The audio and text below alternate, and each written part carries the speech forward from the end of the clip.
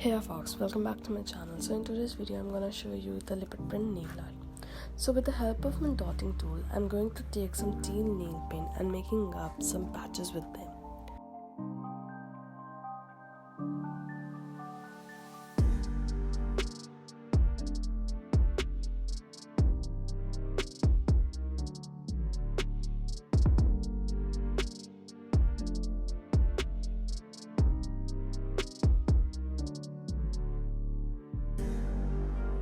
Now I'm gonna make some tiny patches. Oops, it happens. But still we make sure to make it look good. And now with the help of black paint, make some outline around the patches to make it look totally like a leopard print.